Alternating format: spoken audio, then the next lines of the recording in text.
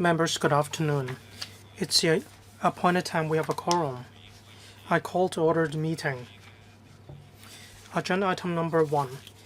Information papers issued since last meeting. After the last meeting, the Secretariat has not issued any information papers. Agenda item number 2. Items for discussion at the next meeting. The next meeting is scheduled for the 2nd of June, Tuesday at 4:30 p.m. The administration proposed to discuss the following 2 items. A. Proposed legislative amendments to further enhance the competitiveness of the Hong Kong shipping registry. And B. Cross-boundary facilitation measures for yachts. Do members have any views on these 2 items? All right, thank you, members. If members have no other views to express, let's move on to agenda item number 3, update on Hong Kong Disneyland Resort. I'd like to invite representatives from the administration and from the Hong Kong Disneyland Resort to join us. Members who would like to speak, please press the button to request to speak.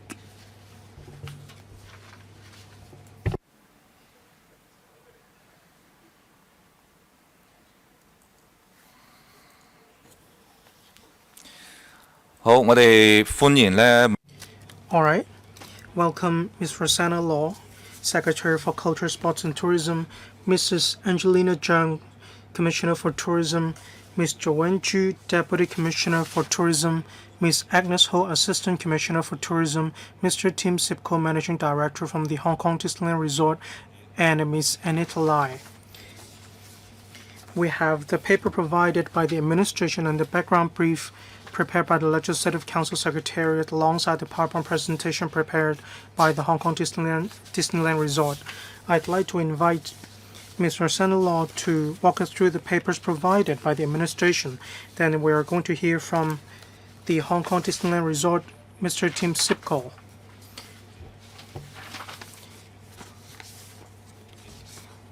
Over to you within 10 minutes. We're going to hear from Ms. Law, and then members will have 3 minutes to ask questions. Thank you. Thank you. My team and I are going to take members through the update on Hong Kong Disneyland Resort. That is at the end of September 2024 to the end of September 2025. The business performance remained solid, and the Disneyland Resort recorded 7.5 million theme park attendances. Regarding EBITDA, the amount is $1.98 billion, with net profit being $536 million. These are the second historical high. The Hong Kong Disneyland Resort has already paid off all the loans from the government and the Walt Disney Company.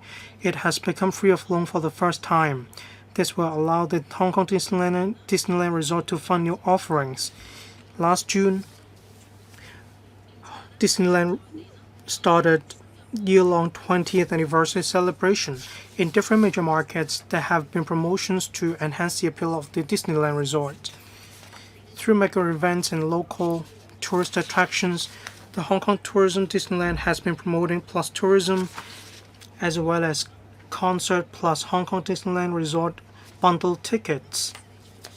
It also worked with Kai Tak Sports Park in Ngong Ping 360. Disneyland Resort is one of the iconic landmarks in Hong Kong. According to the Tourism Board statistics, in the 20 years of operation,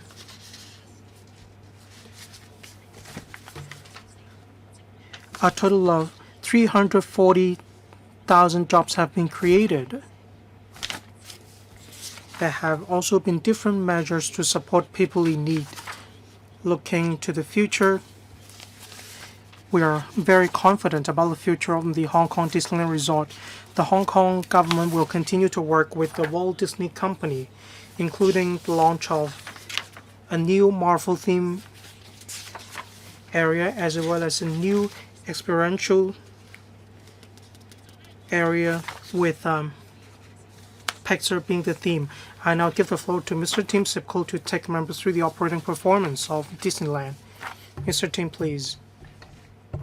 Thank you, Chairman. Today I am pleased to share with you that fiscal 25 has been another great year for Hong Kong Disneyland Resort. We delivered consecutive years of exceptional financial performance, reflecting our strong brand appeal and successful product and commercial strategies. Hong Kong Disneyland continues to play a vital role as a tourism leader in the region. For more than 20 years, we've been deeply rooted in this community. We grow and succeed together with Hong Kong. We continue to invest in the future. With planned park expansions ahead, we remain optimistic and committed to long-term growth and to creating magical experiences for generations to come. In fiscal 25, Hong Kong Disneyland delivered near-record revenue, EBITDA, and net profit, a result we are incredibly proud of.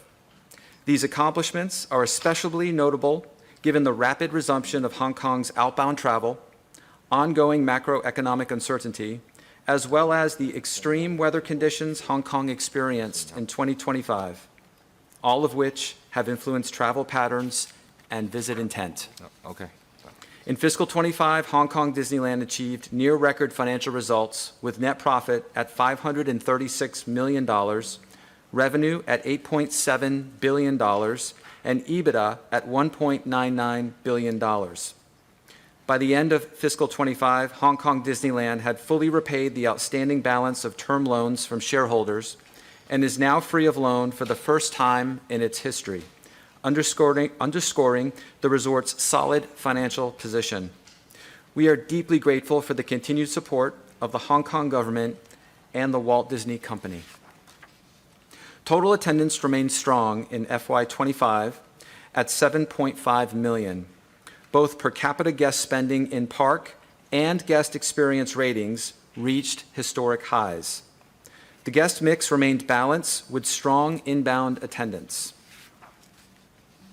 Taking the past 20 years of operations together, the total value added to Hong Kong generated by Hong Kong Disneyland is over $167 billion.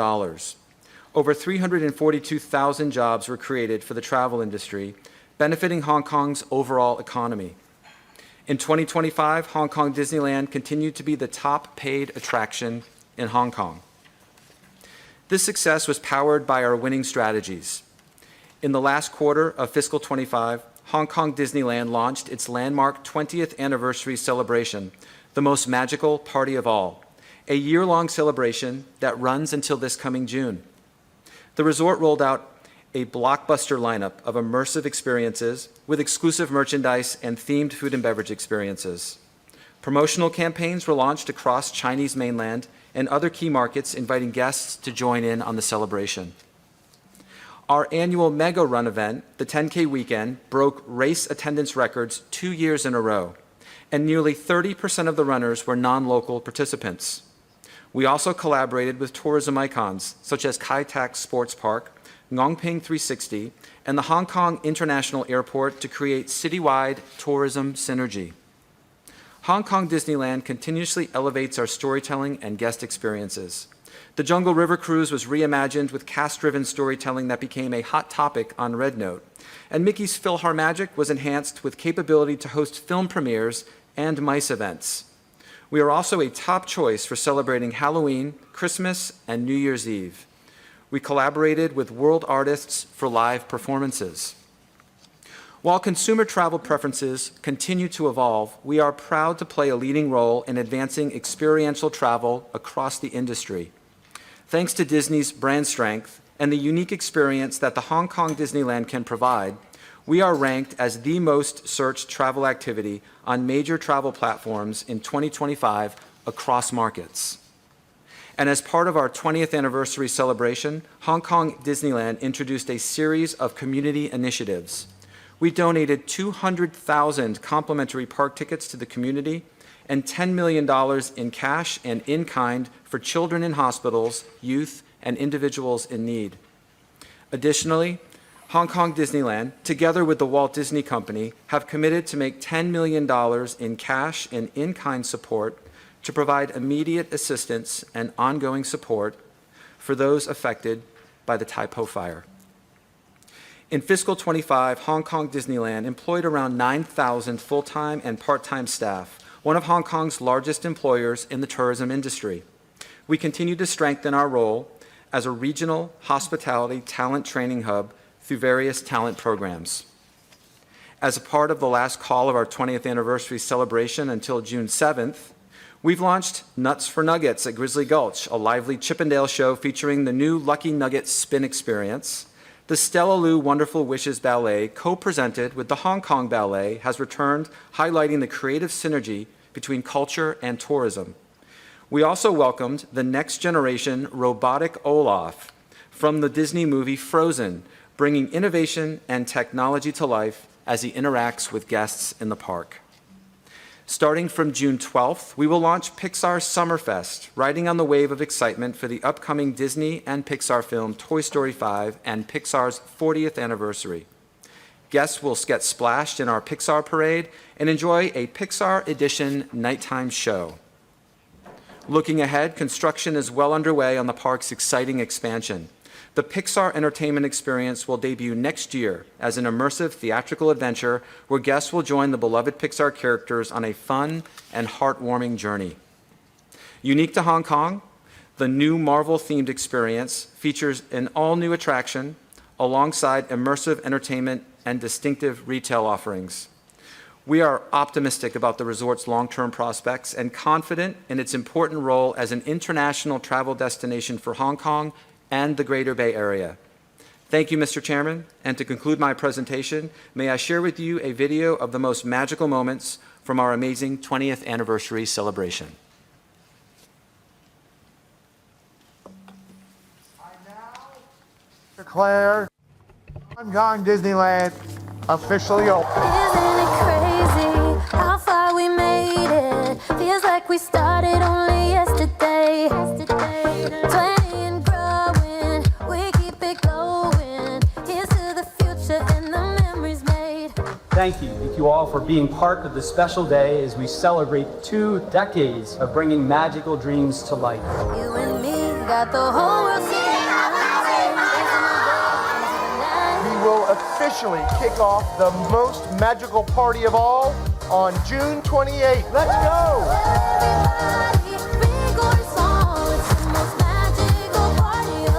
Everybody, It is going to be an incredible year, and we look forward to the bright and bold future for Hong Kong Disneyland. we got the vibe coming in hot. It's all around us like non-stop, and I got a feeling it won't stop.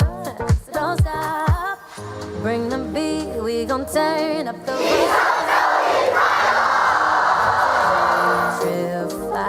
Hong Kong Disneyland has become an essential part of Hong Kong's tourism landscape. So are you ready? Cue the confetti and sing it with me, 'cause it's time to celebrate. Tell everybody, big or small, it's the most magical party of all.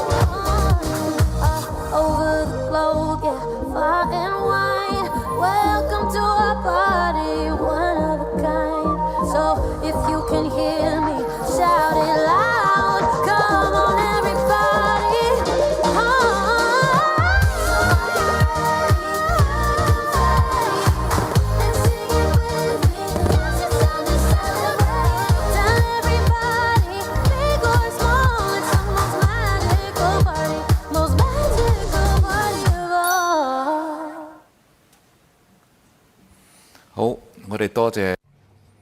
All right. Thank you, Tim. Thank you for your introduction. And thank you for sharing with us the latest information about Disneyland. I wish Disneyland all the best, and I congratulate on the successful operating performance of Disneyland. I hope there will be more joy to be brought by Disneyland to members of the public in Hong Kong. Now the floor is open for questions. A total of 30 members have pressed the button to request to speak. They are Mr. Dennis Leung, Mr. Andrew Lam, Mr. Sunny Tan, Mr. Andrew Fan, Mr. Stephen Ho, Deputy Chair, Mr. Lau Ka-kang, Mr. Perry Yu, Ms. Vivian Kong, Mr. Chen Siu-hong, Mr. Alan Chen, Mr. Tommy Chung, Mr. Peter Shiu, and myself. Less than 15 members have pressed the button, so I will allow 4 minutes each member. Mr. Dennis Leung.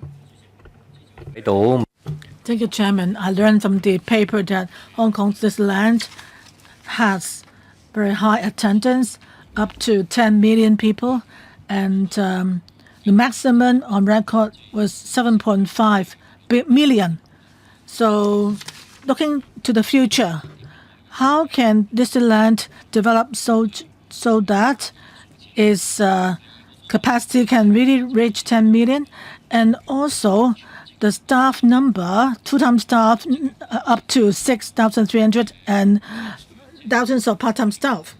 Over the past years, Disneyland has also been engaged in corporate social responsibility activities. So I'm concerned about, in terms of staff welfare and remuneration, because that also has to do with Hong Kong's image. If the staff are treated well, then they can contribute largely to Hong Kong's tourism industry. So over the past 5 years, the staff in the park, what about their rate of increase in their wages? So who would answer this question? Is it Tim going to answer this question? Thank you very much for your question.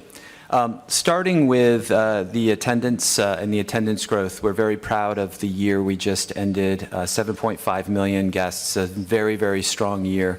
And we do have expectations to continue to grow the business and grow attendance.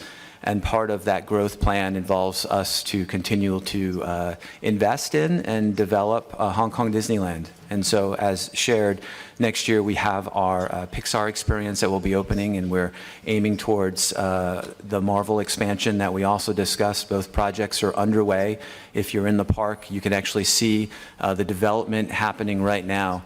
Those parks are expected to continue to enable us to increase our capacity, but also aimed at increasing our overall visitation and attendance. So that is part of our continual growth plan to drive Hong Kong Disneyland forward. Specific to your staff question, our cast members are the most important part of our operation, of our business.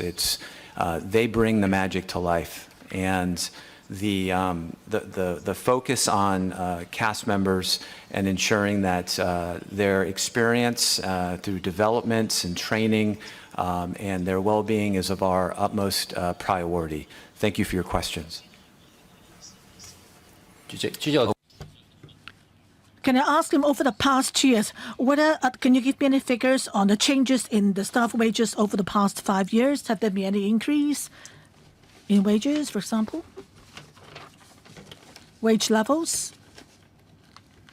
Thank you very much for your question. Your question on staff wages over the past years. Last year we had merit increases of 2.8 to 4% in total. And we also provided bonuses as well for those cast members. Thank you. Okay. Okay. Next one is Andrew Lam. I can see that Disney, for 2 consecutive years in terms of its revenue, it generates profits. That's good. And looking at the overall tourist arrivals in Hong Kong, it's been on the increase. But the society is also concerned that, what about the consumption patterns of tourists? Are they going to stay in Hong Kong long enough? So let me give you some figures on hotel occupancy. By April this year, hotel occupancy rate in Hong Kong is 87%. According to the paper, the 3 hotels in Disneyland with an occupation rate of 79%. So how do you judge? What do you think of this gap in terms of hotel occupancy rate? And also looking at the long term, the third runway at the airport, after it's commissioned, the air capacity would be increased and taking in more long-haul passengers. So the long-haul passengers may not maybe more inclined towards stay in Hong Kong for one extra night or two more nights. Last year, I've noticed that, as mentioned by the managing director, well, Disneyland was going through expansion, and that may include the building of an extra hotel. So I'd like to know, what is your thinking now? Are you going to implement building an extra hotel? Thank you.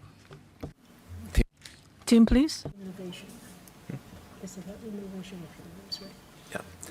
Okay, so let me address a few of the questions. Thank you so much for your questions. On the tourism consumption patterns, we are continually encouraged by what we're seeing with Hong Kong tourism, and part of that is guests who are coming into the city experiencing multiple offerings, and it's our objective and our goal to continue to see that length of stay continue to increase. That's going to be very important to us, and part of what we see driving tourism patterns and how that's evolving is what we call experiential travel. This is a trend that we're seeing certainly in this part of the world. And so that's really where Disney comes into play, because we are the experiential destination. Certainly in Hong Kong there are many, but we are certainly an attractions pillar in this space.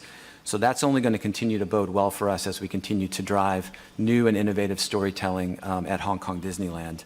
The long-haul passengers, and that is something that we're keeping a close eye on. We've been, working with various partners. Cathay Pacific is an example of a partner that has an interest in continuing to drive long-haul passengers.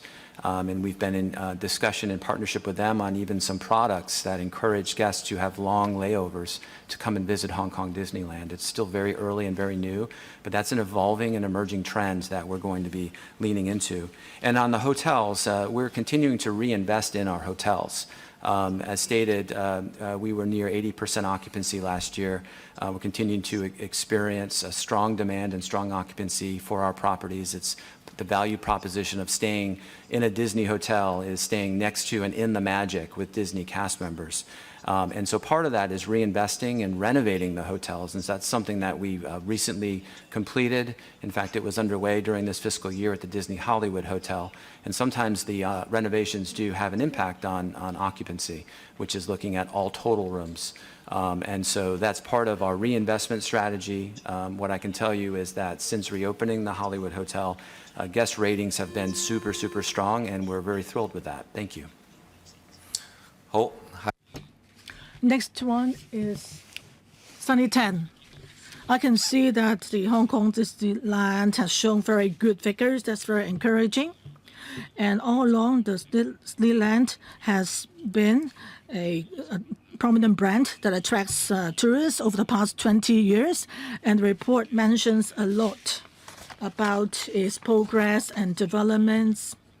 But most of them actually show what has been developed or what you're going to develop in the near future. But I'm interested to know in the medium term or medium-long term, because we are talking about a 5-year plan in Hong Kong. So for the Hong Kong Disneyland, going forward to, like, for example, phase 2 development of the park, or when you talking about the long term, if we were to build a larger park, that takes time. So I'd like to, what is your development plan before? Well, you did not make profits and you were doing well in 24, 25. So are you going to go for latest expansion plan or new developments? Is the CIPCO? 未來嘅規劃。 Your future plan? It's up to you. Would you like to? 主席，局長。迪士尼樂 Disneyland has all along been developing. 2 years ago, when we opened the Frozen new park, now in the pipeline is the new Pixar experiential zone, which will provide performances, which will be open next year. And also, we are also building what's left from the expansion plan for phase 1. That is the last development zone, the Marvel area. So when it's completed worldwide, Hong Kong's Marvel area will be the largest worldwide, and that will be completed in 28-29. So no need to worry about lack of new attractions and major parks in the coming years. As for the next stage of expansion, so far the existing park actually has room still available for expansion, further expansion. And since the financial results have been positive in the past 2 years, so we would consider, and the shareholders would need to explore what sort of expansion we should aim for. And just now, member mentioned phase 2. Yes, back in 2020, the land rights expired, and Hong Kong government, as the largest shareholder, did not extend the renewal of the land rights. But for that particular piece of land, because its planning intention is for the building of theme park, looking to the future, whether there can be further expansion on that particular stretch, we have an open attitude. If the financial results of Hong Kong Disneyland remain positive, then we will, in considering the future use of the piece of land, we will take that into consideration. Thank you. Next one is Andrew Fan. Let me congratulate Hong Kong Disneyland for its positive financial results. I think that is the result of the efforts made by the Hong Kong Disneyland and the support of Hong Kong people and tourists. So I think for the park to continue to achieve positive results, you need to develop attractions. Besides the resort area, you still have the Disney cruise, one of which actually is actually going to Singapore, and which is the home port. But I think we do have a good cruise terminal in Hong Kong. So I'd like to ask the government, have you ever considered combining a cruise journeys and Disneyland, so that using the Disney cruise from Singapore, so that people can also go from Kai Tak, the passengers, and go from Kai Tak to Hong Kong Disneyland and use the Kai Tak cruise terminal as the home port, so that both facilities can benefit. Ms. Law, for the cruise services, the Disney cruise and its relationship with Singapore is such that it has a 5-year contract, as far as I know. So therefore, the cruise will be berthed in Singapore as its home port. But we are pleased if there's any plan by it to travel to Hong Kong, since we do want to achieve synergy effect as the cruise market has fully recovered after the pandemic. I'm sure lots of cruise companies, including Disney Cruise, is planning to provide additional journeys. So we try to capture the market.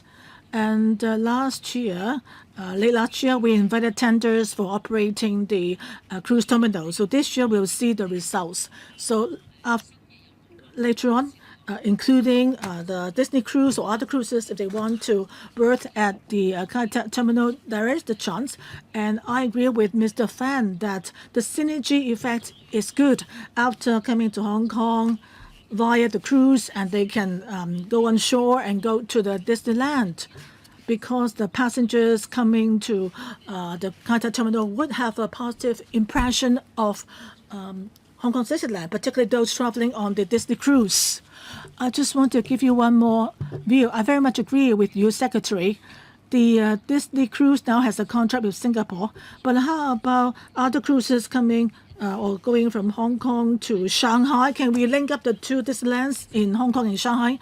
Yes, in Asia, there are 3 Disneyland, one in Hong Kong, the other Shanghai, and Tokyo. If there is any cruise that can link up the 3 Disneylands, then cruises have the advantage that even when we are to go to Shanghai, which is longer distance, so that could be an amount of time at sea. But because of the IP, the brand appeal of Disney, so even people staying on the Disney cruise, they can have a good time. So that's what we are trying to achieve, this cruise links. Thank you. Next, Mr. Stephen Ho, Deputy Chair. Thank you, Chairman.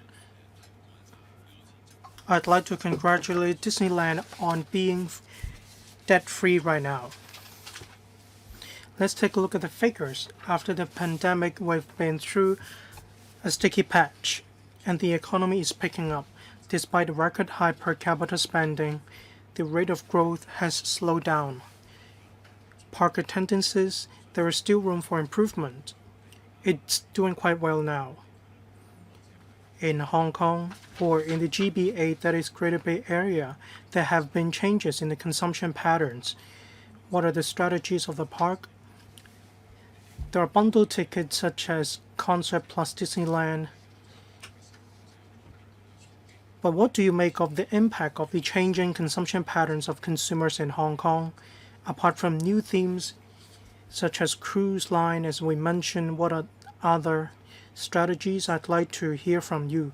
Next, on social corporate responsibility, in paragraph 11 to 14, Disneyland talked about a lot of measures in relation to corporate responsibilities. In the past few years, there were loans, but despite that, the Disneyland Resort still managed to fulfill different responsibilities. Can it continue with distributing 200,000 tickets? Next year, are you going to distribute 210,000? I'd like Disneyland Resort to continue to fulfill its social corporate responsibility. Next, in paragraph 13 on environmental sustainability, there are extensive LED lighting, car park solar canopy, as well as the donation of food to people in need. 2 awards have been given to the Disneyland Resort. However, some projects are one-off projects, such as the largest car park solar canopy. This is a one-off project.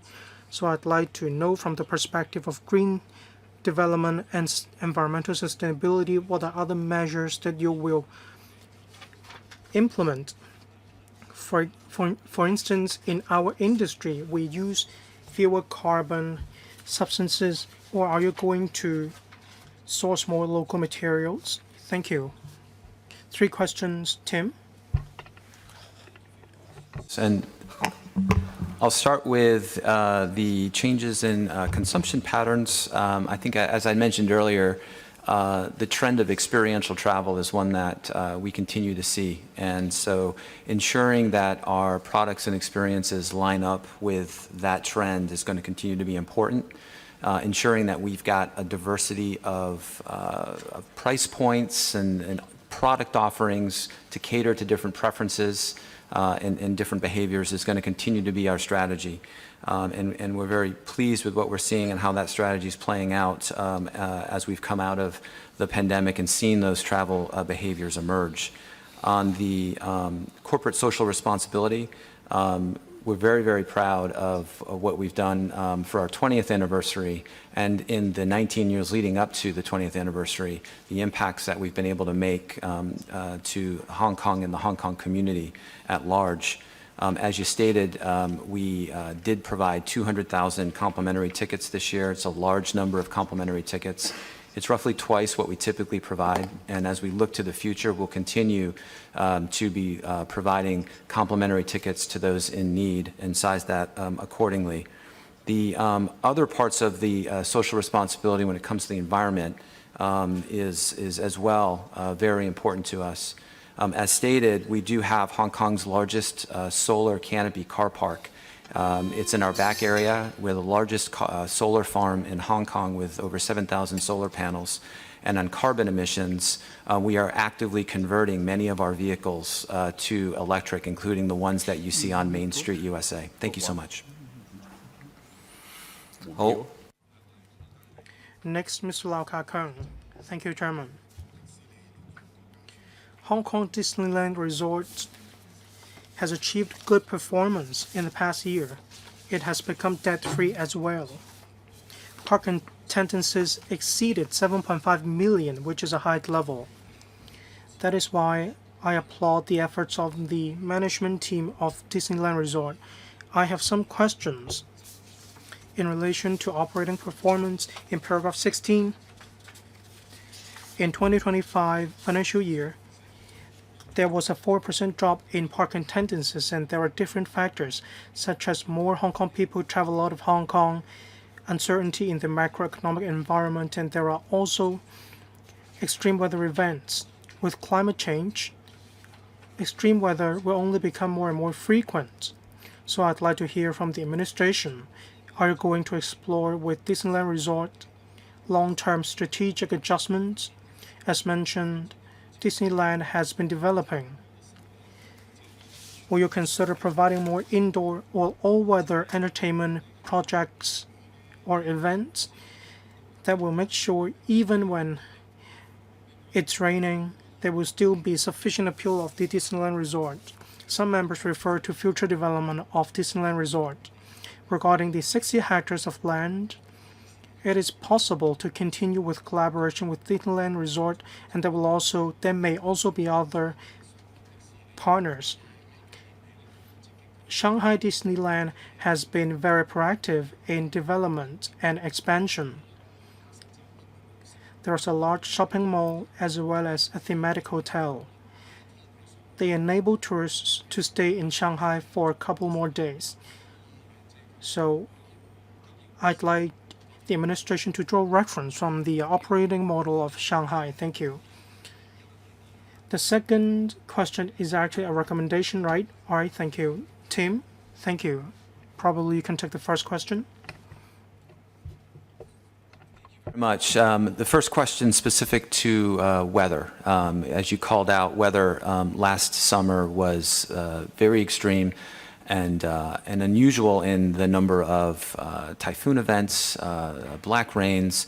These are the types of things that really can affect intent to go and visit business such as a theme park, and something that we keep a very close eye on. And it's not just about rain events and wind events, it's also about the rising temperatures and the warmth of what happens in the theme park. As you stated, indoor activities become a priority in these situations. And so we're really proud to say that the upcoming investments that we're making with the Pixar experience, with the Marvel attraction, the Marvel Entertainment experience, these are all going to be indoor attractions that can operate in a cooled environment and throughout different wind and rain events that if it was an outdoor experience would be very different. Secondly, as we're looking to make improvements with the existing experiences, and we touch experiences like restaurants, we just recently reopened Wayfinder's Table in Adventureland. It's one of our largest QSRs. Previously, half of the seats were outdoor and exposed to sun and rain.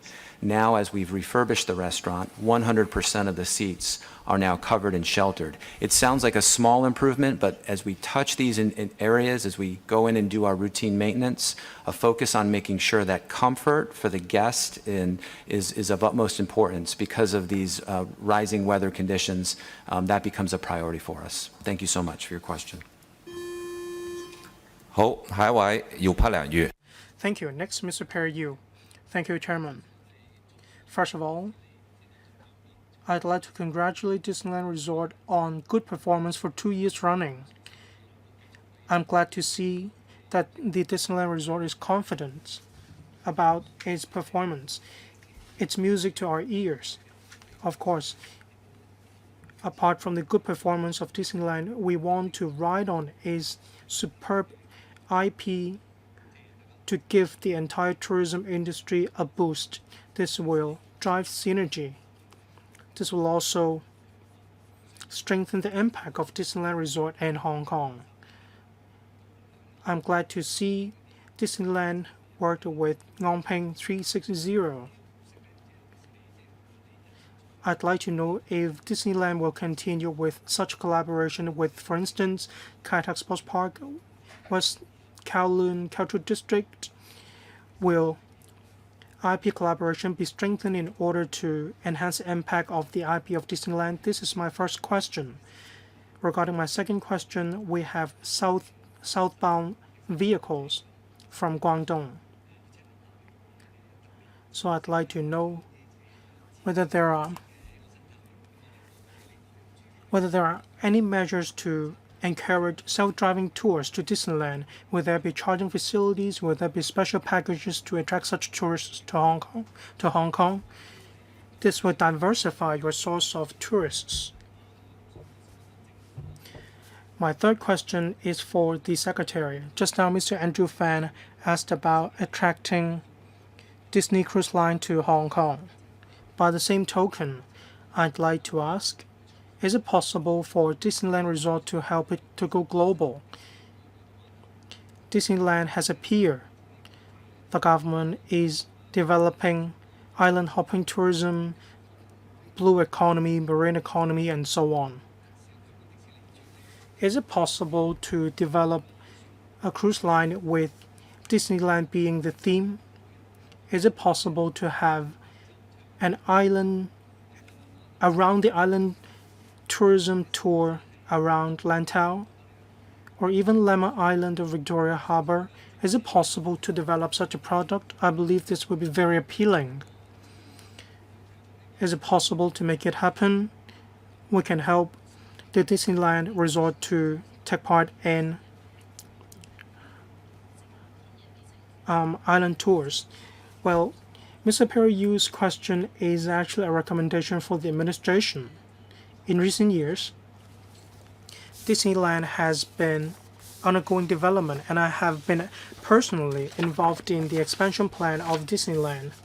Regarding the multi-year expansion and development plan of Disneyland Resort, this would definitely enhance the park attendances of Disneyland as well as its commercial operation. At the end of the day, the Hong Kong government is a major shareholder, and this is a major investment in the tourism infrastructure in Hong Kong. We are willing to put the pier of Disneyland to better use. We are considering having more routes from Central to Disneyland, which is akin to the routes in West Kowloon Cultural District. People like taking ferry from Central to West Kowloon, as it's quite far away to walk from the MTR station to the West Kowloon Cultural District. Regarding whether it's possible to have a Disneyland cruise line to tour around Victoria Harbour, we have heard members' view loud and clear, but we will have to consider whether tourists will not go to Disneyland and they will just stay on the cruise. All right, Tim, do you have anything to add? Thank you.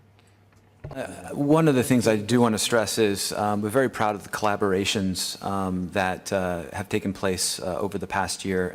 Collaborations will continue. We believe that the synergy of various tourism entities around Hong Kong is critical to creating that value proposition of a stronger length of stay for guests, especially overnight leisure guests and families. Thank you for your comments. 好，下一位公民委。 Next, Ms. Vivian Kong. Thank you. Thank you, Chairman.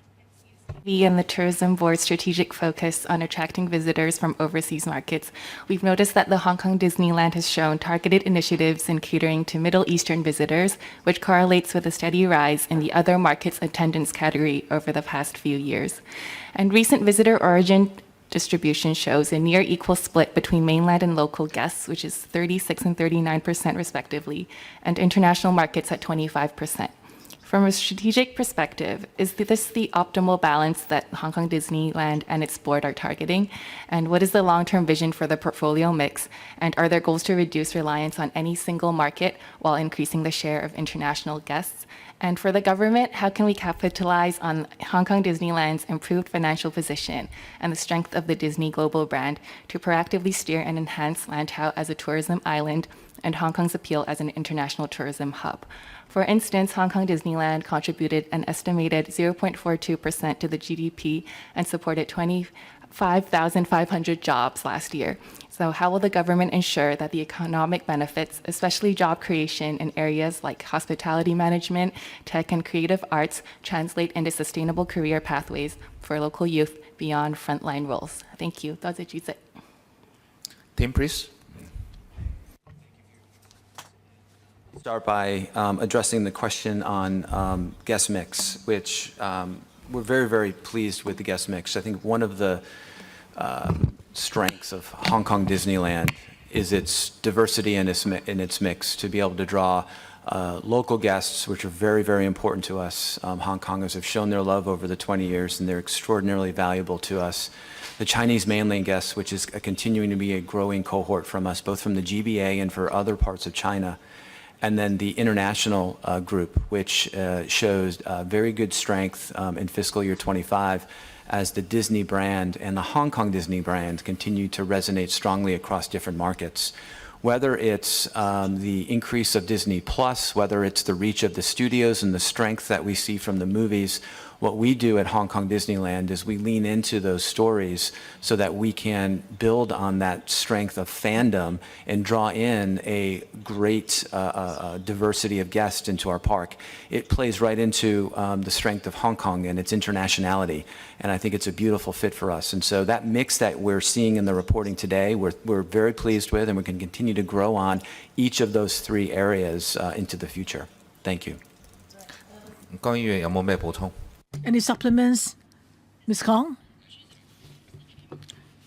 On the third question raised by the honourable member, I think she pointed out a very important point, and that is the Hong Kong Disneyland remains a large employer and a contributor to our GDP. The 0.2% GDP was significant in terms of one single employer. So by reinvesting and keep expanding the park and keep improving the guest experience, we aim to, first of all, of course, drive more attendance, but also to create more employment for our tourism sector as a whole and for our cast member in particular. Collaboration with other tourism attractions in Hong Kong is a major trend these years that the Hong Kong Disneyland has been adopting. First of all, it has been crossing over with the Peak. Last year, we have a strong promotion on the Peak, on Ping 360. And also, if you notice, some of our street signs are also with Disney characters. So we want to make it again, only in Hong Kong, and a collaboration between Disney and our perhaps more traditional sightseeing hotspots. Thank you. 好，多謝局長嘅補充。下一位陳紹雄議員。Next one is Chen Xiu-hong. Thank you, Chairman. I'd like to congratulate Hong Kong Disneyland for its outstanding results in 2025 and having surplus for 2 consecutive years. And also in this fiscal year, it managed to repay the balances of its loan and is now free of loan. So I think this is something worthy of our celebrations. But let us at the same time look at the foreseeable future. What are the challenges ahead? For example, now we can see that in Shenzhen, this year, there will be the Lego resort to be opened, and further away in Shanghai, the Disneyland, it will build its 9th thematic area, and the Universal Studio in Singapore is also undergoing expansion. So for the Hong Kong Disneyland to maintain its appeal to tourists and to attract tourists to visit it several times, not just once, then you need to think of ways. I do appreciate the Secretary and the Tourism Board for promoting the Only in Hong Kong program, because that's important initiative to actually promote the uniqueness of Hong Kong and the unique tourist destinations here. Now, with the Only in Hong Kong campaign, people should think of only in Hong Kong you find Disneyland. So, of course, now you have the World of Frozen and the Marvel-themed area coming up. They are only in Hong Kong for now. But these facilities may, like as time goes, after 3 years, people, once they've been there once, they may not go there again. Then we need to think of the medium and long-term attractions. So I'd like to hear from the Secretary and the HKDL. Only in Hong Kong Disneyland, what can we think of?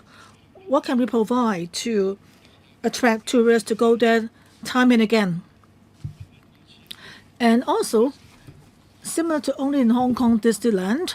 All along we want to find ways to combine technology with fantasy. Because with the rise of the new generation robots, 小白, young people or children are very excited to see those robots. So the use of technology can reduce costs, and also it could add to the fantasy experienced by tourists to the park. For example, you can, deploy more robots in the park or drones, having drones to deliver merchandise products or food and beverage anywhere in the park. So people can eat and drink anywhere in the park through the use of drones. The drones could have a Mickey Mouse label or other labels of cartoon characters, Disney characters on it, and they can deliver the food and drinks or merchandise products to the tourists themselves. So I think the tourists will become very excited, especially small children. So those are my questions. So Secretary, would you respond first? Thank you. I'm very encouraged because I'm hearing from at least several members today who think that Disneyland should need to continue to inject resources to continue to add only in Hong Kong attractions. I'm very much encouraged because the support of your panel and LegCo is very important. The financial performance of Disneyland is positive, so that we would expect Disneyland to use its cash on hand and its profits to go for expansion. And the previous stage of expansion, there is still money reserved for further, for more projects. So the Pixar, we just mentioned, Mr. Chen, you can see Pixar, which will indeed, next year you see it will be using a lot of technology.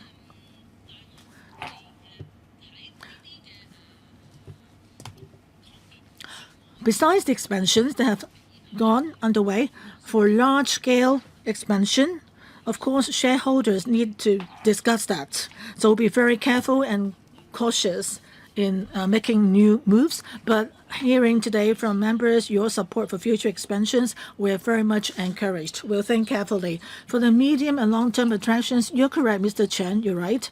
As I said, we are now, by 2028-29, we will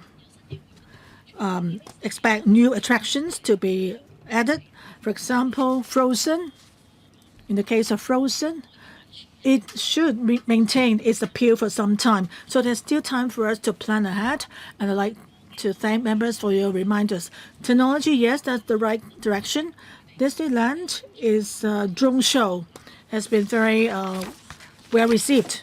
But because it's held within the park, so you may not have seen it unless you are inside the park. But that's only in Hong Kong Disneyland offering. So any supplement from the managing director team? Excellent, well covered. I would just give 3 points. One is that our base park offering has so many experiences you can only find here at Hong Kong Disneyland. So we're very, very proud of how we are differentiated as an experience from the others that were mentioned. On top of that, we provide a number of seasonal activations across the year: summer, Halloween, Christmas, Chinese New Year, spring festivals. Each of these has a unique and different offering that creates freshness for someone to want to come back and visit the park again because it feels different. And then lastly, on technology, we're continuing to introduce technology, not for the sake of technology, but so that it enhances our storytelling, which is world class. So we have 1,000 drones that fly around the castle, enhancing the storytelling of the nighttime show. We bring Olaf to life as an example to delight our guests. We just did that a couple of days ago, and it's just something that you just have to see. It's really, really magical. But again, it's about enhancing that storytelling, creating that differentiation that you can only find here at Hong Kong Disneyland. Thank you for your question. 好，下一位陳宗儀議員。 Next one, Alan Chen.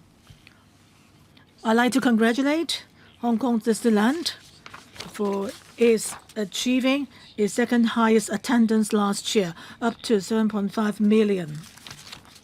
That is the second highest record. The year before that is 7.7 million, a short minor drop last year. I've noticed that your hotel occupancy, as mentioned earlier on, is 79%. So compare to I think that's related to the hotel system.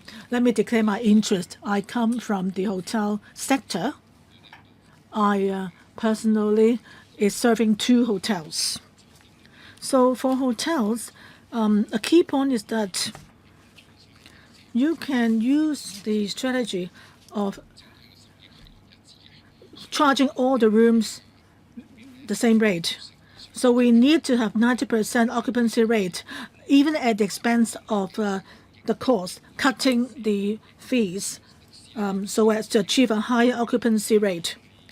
I find that, so in the case of Disneyland, there's still room for you to reduce the price of your hotel rooms so that more visitors can enjoy the good facilities at Disneyland. So I'd like to ask that Disneyland, have you considered reducing your pricing system?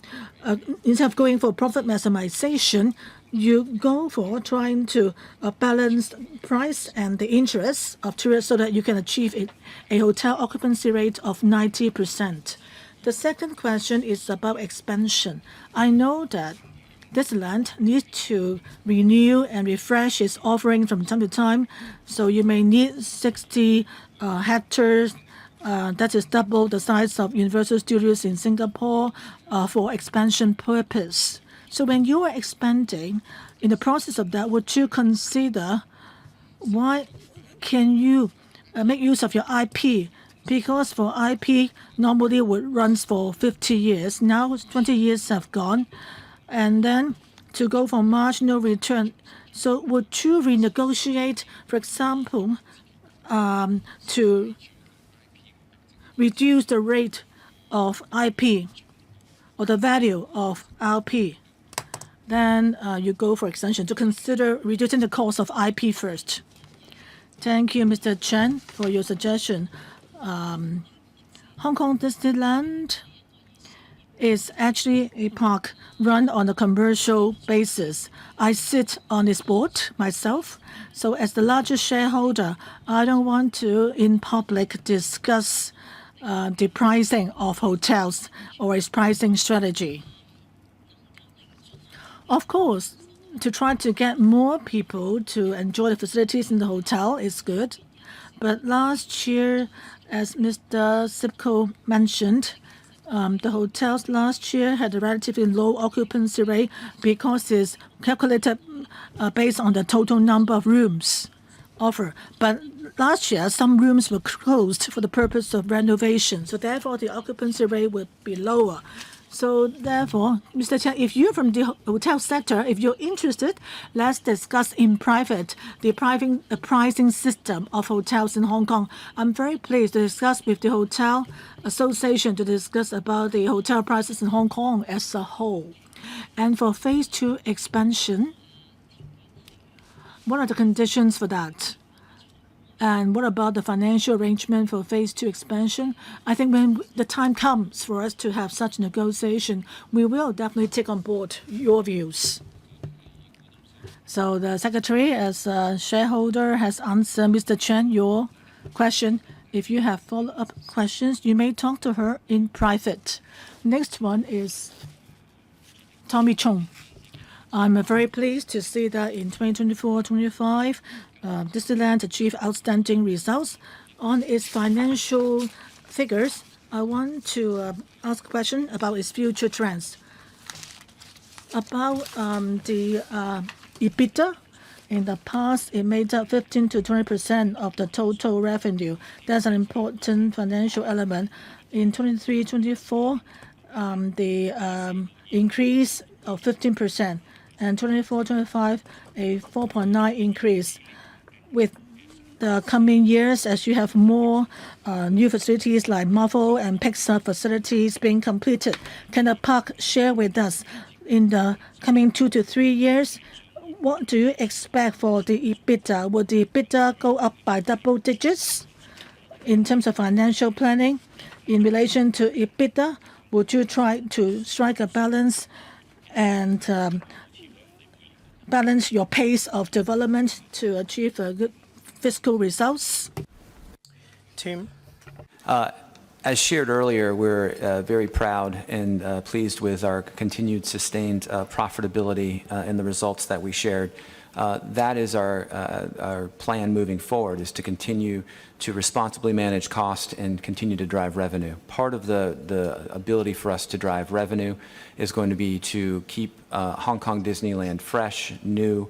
Some of that's going to be through seasonal activation, as mentioned. Some of that's going to be through smaller investment, and some of that's going to be through larger investment, such as the Pixar experience and the Marvel expansion. As we continue to make those investments, we'll be diligent in managing that cost so that that profitability and that margin will continue to expand. That's our plan. Thank you. Thank you. Anything to add? No? All right, thank you. Mr. Peter Schill. Thank you, Chairman. Disneyland was built in 2005 and it's 2026 right now. It's been 21 years. I've been in LegCo since 2016. I'm concerned about Disneyland asking for financial provisions every year. We are not sure whether we can recover the cost. Disneyland is 21 years old now, and it's become debt-free. I'm glad to see this. I'd like to know the reason behind it, but of course I know that staff at Disneyland have been working very hard.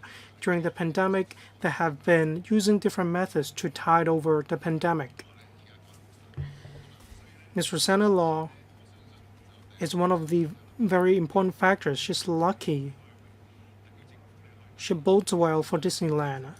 So we hope that Disneyland can generate more revenue for the Hong Kong government. And at the same time, we hope that you can continue to consolidate your brand in order to draw more tourists from around the world to Hong Kong. Kai Tak Sports Park has been officially opened. We have been seeing how we can attract tourists to stay overnight in Hong Kong. We have Kai Tak Sports Park, Concert Economy, Theme Park. How can we combine all of them so that we can achieve synergy? We can also offer different goodies when it comes to the retail sector, F&B sector, and so on.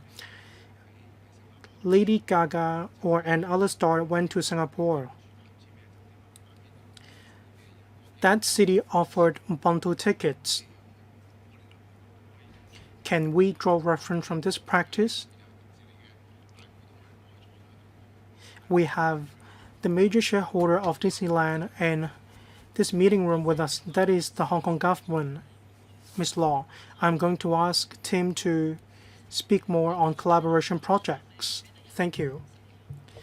While Kai Tak and Disneyland are within my purview, so of course I look forward to more collaboration among them. Many members have been advocating this, and we have already started working on such collaborations.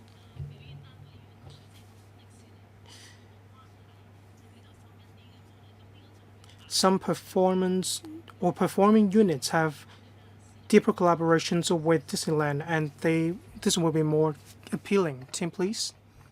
Thank you very much for your questions. Collaboration will continue to be something that is of importance to us. You mentioned Lady Gaga.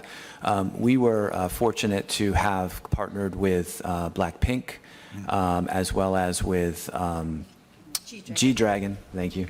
And we've got further collaborations coming with esports, as well as World Table Tennis. And in the case of G-Dragon and Blackpink, the bundled tickets that we put out there sold out in a minute.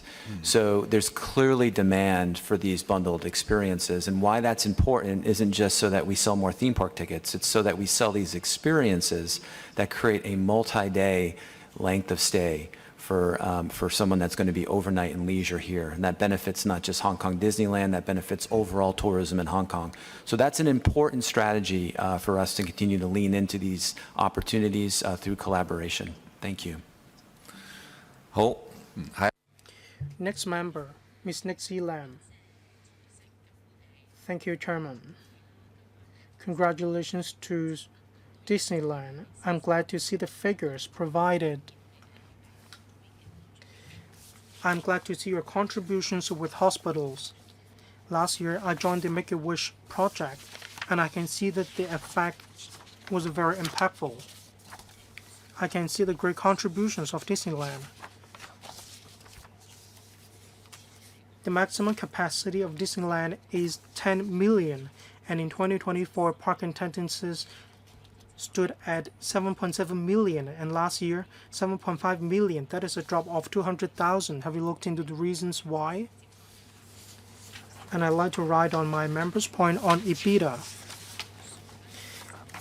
We can see that for the amount of EBITDA, with more facilities, and of course there will be more depreciation. So I'd like to ask about the difference of 200,000. With fewer park attendances, will there be less depreciation? Can the difference be offset? Is it possible to reach our ultimate target of 10 million park attendances, comparing with the Disneyland in Tokyo and Shanghai? How different are we? I'd like to hear from the special positioning of Hong Kong. Thank you. A question about financial matters. Well, I will speak on my overall observation, and I'm going to ask Tim to add more information. Just now, Ms. Nancy Lam asked about our positioning of Hong Kong Disneyland and how is it different from the Disneyland in Tokyo and Shanghai. 1. Internationalization. In Hong Kong Disneyland, we have Iron Man, we have Cantonese and English. We also have Putonghua language available. Now we have Olof, the robot. When we speak Cantonese to Olof, it can answer us in English. Very accurate. This highlights the special positioning of the Hong Kong Disneyland with the rest of the world. About 17% of tourists around the world come to Hong Kong Disneyland. That shows how important internationalization is.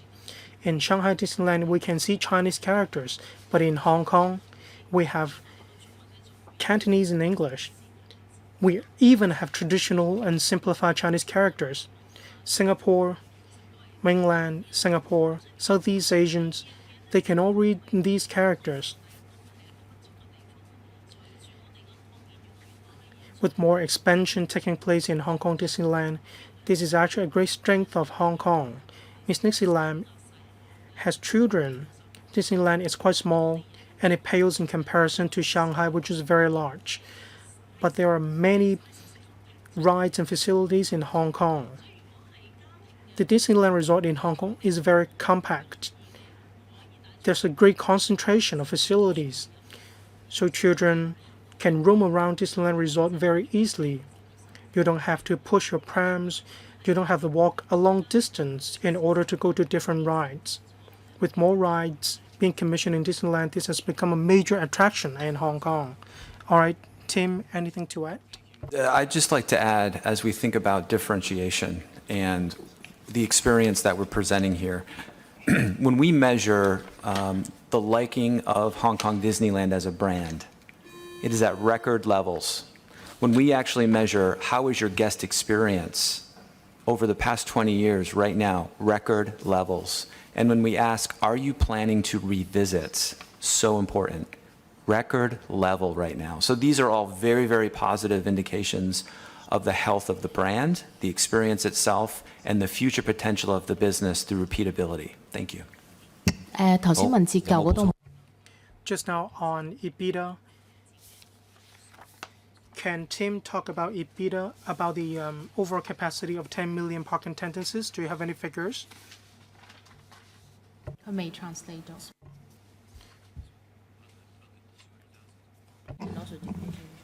So the question on the 200,000 attendance, I think is that what we're asking? The differentiation between the 2024 and 2025, the visitor is 7.7 to 7.5 million, 7.5. and the total capacity is supposed to be 10 million. And do you have any plans to expand to that capacity, or how are you going to do it? Yeah, so the 200,000 year-over-year change, the three main factors for that: the macroeconomic uncertainty, the outbound travel of Hong Kongers, but especially looking at last summer's weather. When you looked at year-over-year comparison, that was the major driver for how we look at that year-on-year attendance. Our ambition is to continue to grow that attendance. To your point, we've got that 10 million that was referenced a few times in the meeting today. Through the profitability that we're establishing right now with our cash, reinvesting that cash into the business, Pixar next year, eventually we'll have that Marvel expansion, and we'll be looking beyond as well. Those are the ways for us to continue to drive the business, in addition to the repeat visitation that we expect to materialize to get us to that higher attendance level into the future. 有冇答到你？ Answer your questions EBITDA 嗰度 on EBITDA. If Disneyland continues to have more rides, especially when it comes to depreciation, of course the figure will be higher with more facilities. There are more parks such as Toy Story Land, Mystic Manor. Those years saw the peaks of depreciation. Now we have the world of Frozen, hence depreciation as well. In the future, we are going to have more new areas, and this situation will be the same. But Miss Nancy Lam is aware such depreciation will only affect the actual profit reported. However, it will not affect the cash in hand held by Disneyland. It has very sufficient cash flow. This is exactly why we can continue to invest in Disneyland Resort. Thank you. And my questions, I'd like to ask Tim. We all know that GBA is speeding up its integration. Disneyland is a theme park in Hong Kong, but it should also be a part of the GBA. As I understand, for different cities in the GBA, there are proposals to attract investments of Disneyland into other mainland cities.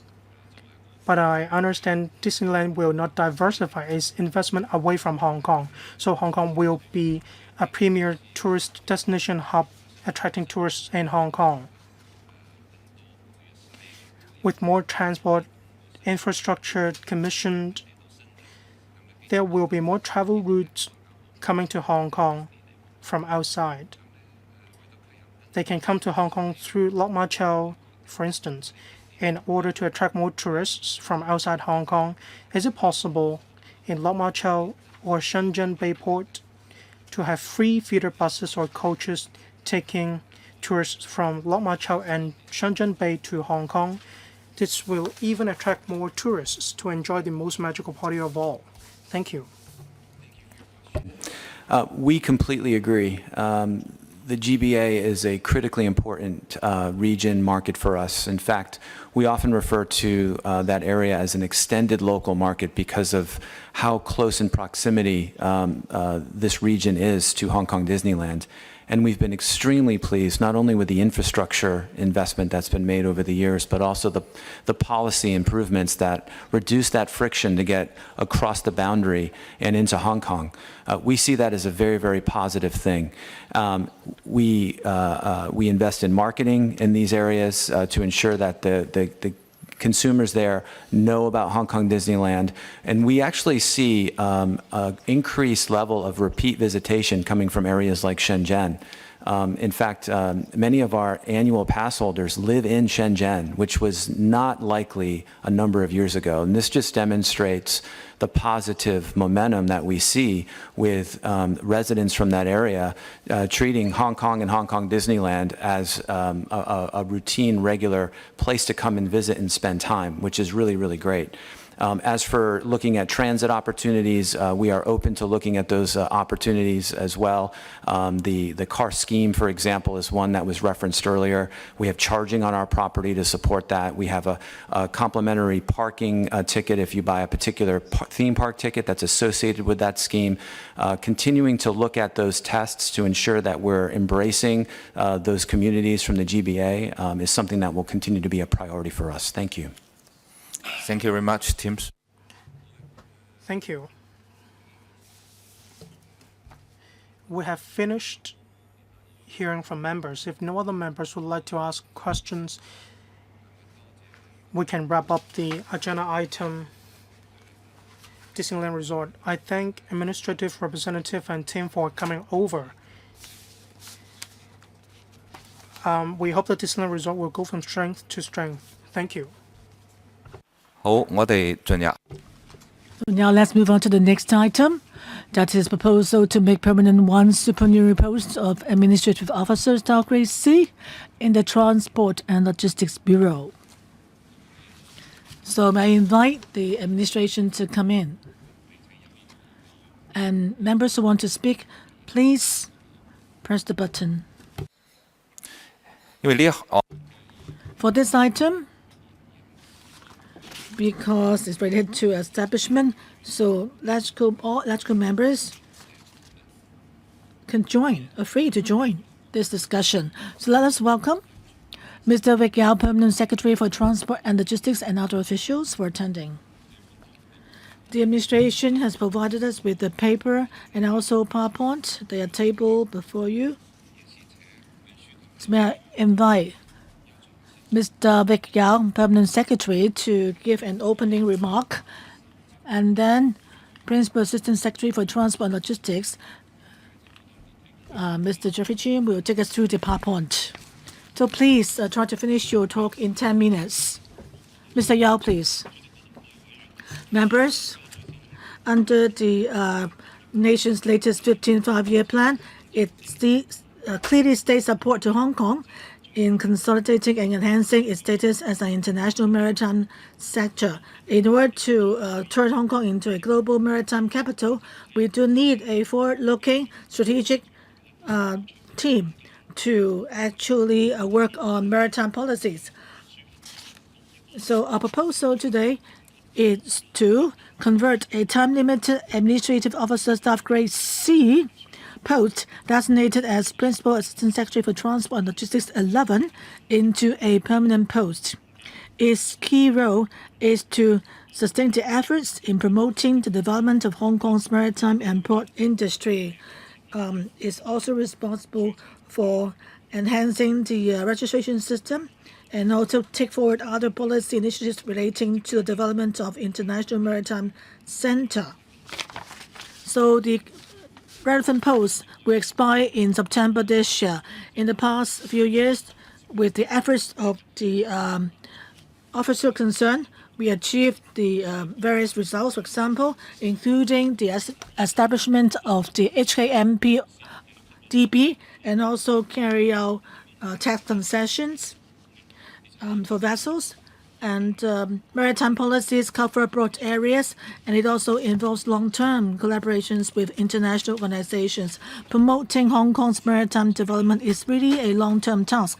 So to maintain continuity of our policies and enhance Hong Kong's competitiveness, so we're proposing to turn this 5-year supernumerary post to make it a permanent post to consolidate Hong Kong's status as a maritime hub. It is Hong Kong's long-term goal, and we do suggest that members support our proposal so that we have a stable framework to take forward policy initiatives and also to align with the national plan.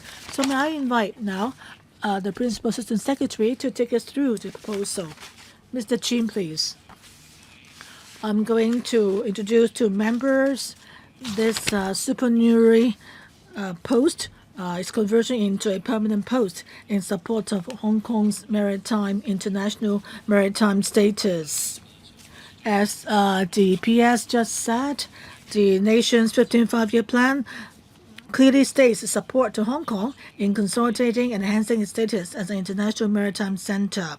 And the Hong Kong government is also formulating Hong Kong's 5-year plan with the goal of turning Hong Kong into a global maritime capital and to foster high-value port development of Hong Kong. And all along, maritime services is important to Hong Kong. For 6 and 7 years, Hong Kong is ranked number 4 among the global maritime centers. So Hong Kong is in a leading position worldwide. In promoting the development of a maritime center, we need to foster the development of optimizing the ecosystem for high value-added maritime services. So we saw that last year, and our container throughput actually reached 13 million TEUs, of which 60% were transshipment cargo. As for the development of smart ports, in January we have the launch of the smart port system, creating an important digital platform, and we're also deepening our global strategic collaborations. We also enjoy a vibrant ecosystem. In 2000 to 2022, we have offered tax concessions to various maritime services. Last year, in Dubai, we set up our surface points to explore the Middle East market. After years of efforts, the Hong Kong Maritime Week has actually become an important platform, and last year's conference was the biggest in terms of scale over the past decade. So Hong Kong strives to become a global maritime capital, and in late 2023, we announced the Maritime and Port Development Strategic Action Plan. And also in July last year, Hong Kong set up the high-level HKMPDB to support formulation of policies and to guide long-term development. In order to promote our competitiveness further, in terms of enhancing port competitiveness, we will continue to develop the exploration of markets in new areas and also to establish a comprehensive rail, sea, land, river intermodal transport system. And we'll also foster financing and also explore green corridors to explore the level of automation at ports so to enhance the quality of services at our ports. We also develop a partnership program and to work with GBA to leverage Hong Kong's unique advantages. We'll also enhance the and also optimize further our current tax concessions for eligible commodity traders. In terms of shipping registry, we are going to in this year actually promote more green maritime arrangements.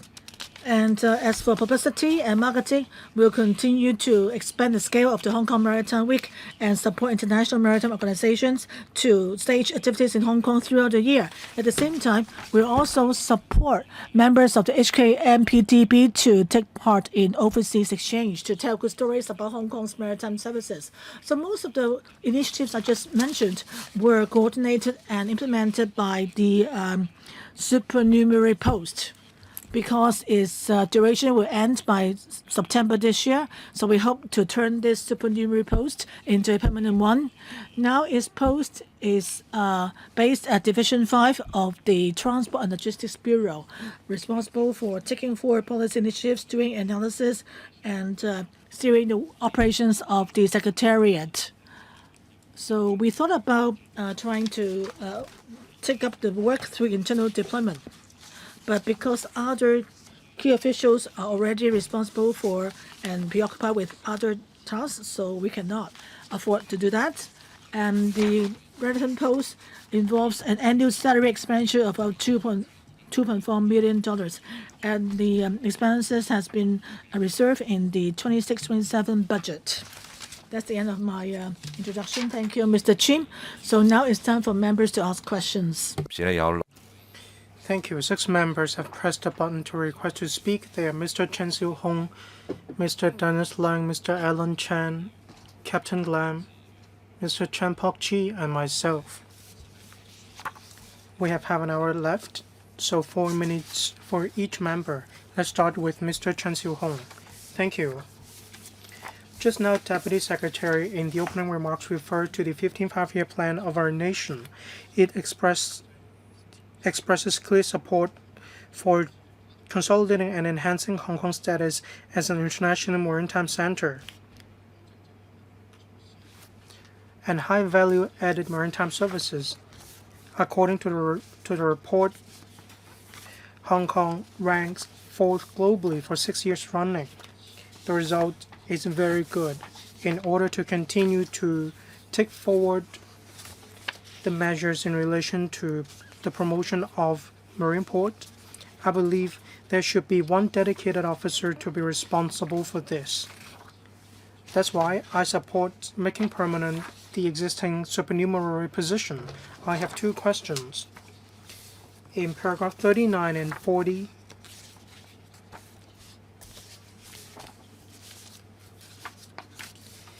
it says that this staffing proposal will not make any change to the 2026 to 27 overall CS establishment.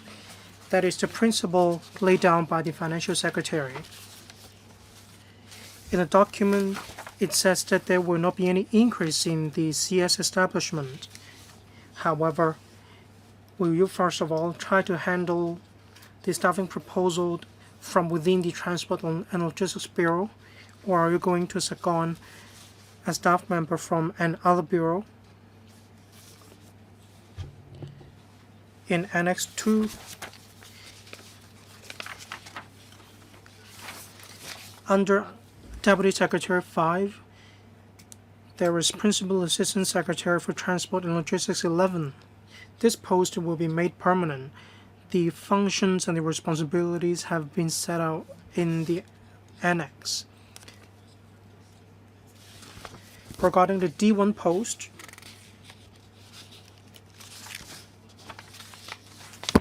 as well as another chief officer responsible for manpower training, talent training, and so on. So is it possible to change Chief Assistant Secretary and merge it with Principal Assistant Secretary 11 so that they will fill the current position? Thank you, Mr. Chen, for your questions. I thank Mr. Chen for supporting our staffing proposal. First of all, on the overall establishment, we will ensure that there will not be any net growth in our establishment.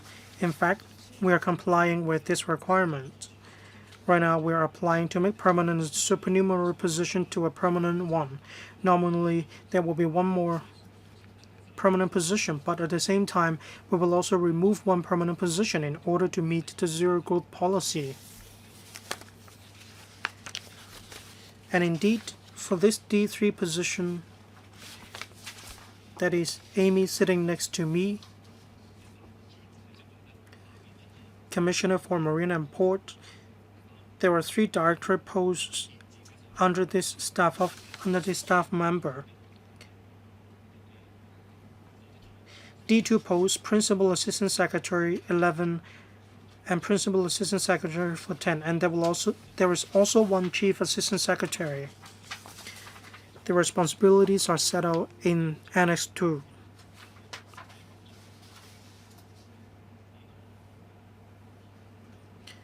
They work on the shipping industry, the port industry, as well as the logistics industry. Under the Chief Assistant Secretary, this post holder actually is responsible for manpower training. We have taken into account the workload of different staff members. So Principal Assistant Secretary 11 and Chief Assistant Secretary report to the Deputy Secretary for Transport and Logistics. D3. Within the establishment of the government. D1 and D2 report to a D3 colleague, and this is actually a common arrangement. Overall, we have taken into account the workload and the special responsibilities of our staff members. We have already taken that into account. Thank you, Mr. Dennis Leung. Thank you. I support to make this position permanent. After all, this year marks the beginning of the 15th five-year plan. We need to consolidate and enhance our status as an international maritime center. This is very important. I believe we have staff members who are very familiar with the work set out in Annex 2. What other responsibilities will there be in the future? As mentioned in the information paper,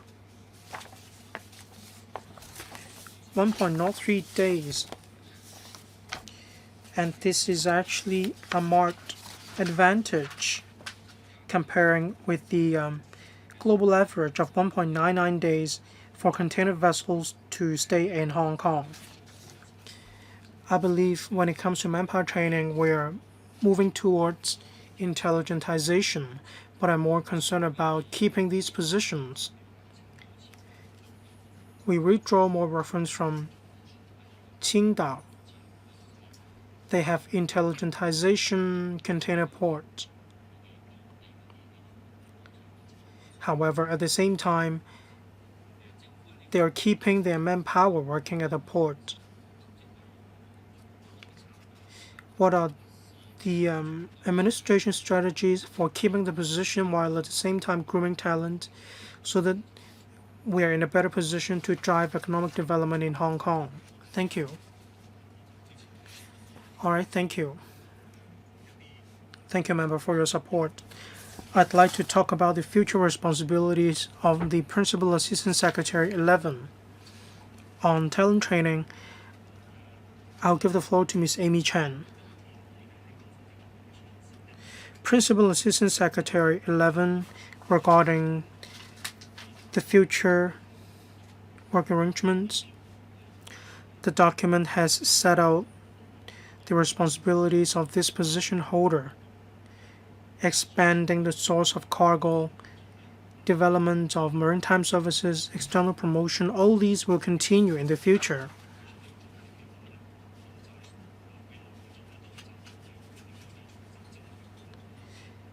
The focus is enhancing our competitiveness when it comes to our port, especially after the launch of the port community system, PCS.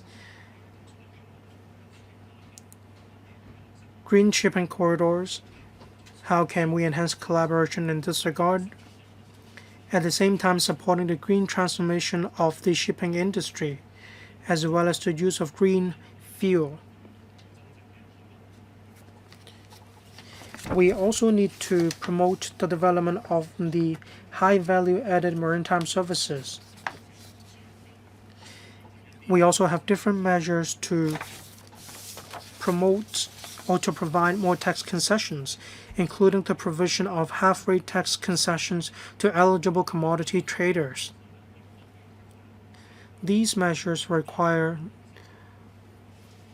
legislative amendments to be led by the Principal Assistant Secretary.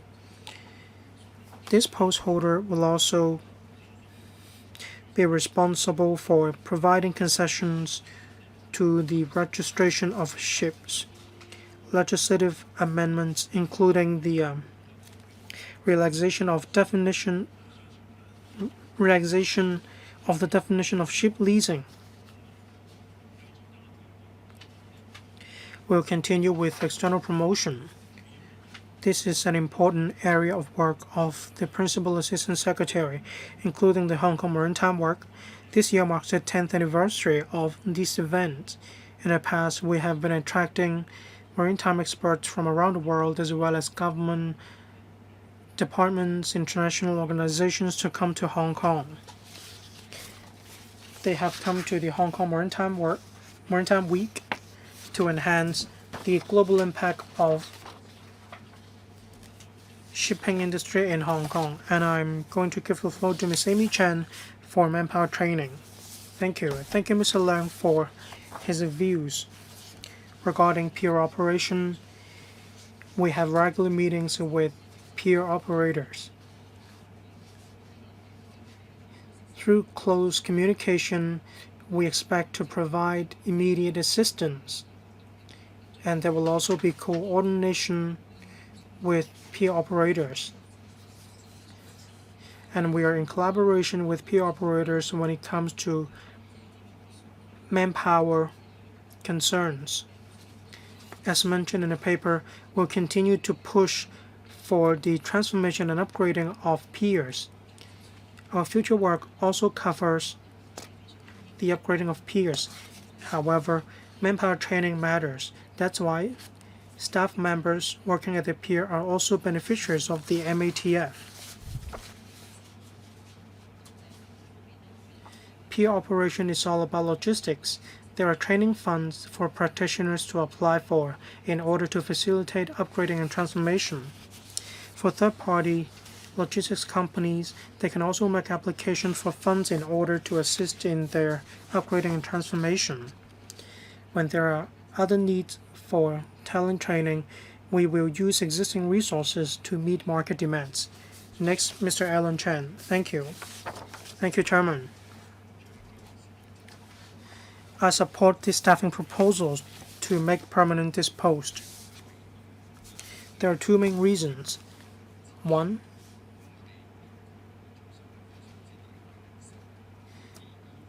trading and logistics pillar has a lot to do with our position as international shipping center. 2024 GDP $582 billion, accounting for 18.9% of local GDP. Regarding 558,000 are working in this industry, accounting for 15% of the local GDP. We have maritime services, and that's why we need logistics and port industry. These statistics are compiled by the CNSD. GDP 18.9%, and for the working population 15%, we need to increase resources for these sectors.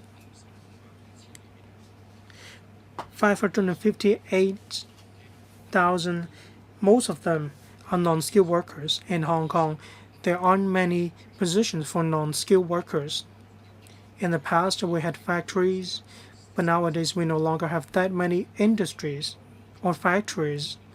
Many of them have already relocated to Shenzhen. It's difficult for non-skilled workers in Hong Kong to keep their jobs. How can we ask for pay rises? Of course, we can provide subsidies to them, but at the same time, we need to provide professional job opportunities for non-skilled workers. That's why I support the provision of more resources to cement this industry.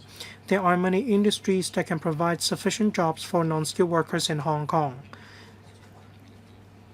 I can see that Amy is working very hard.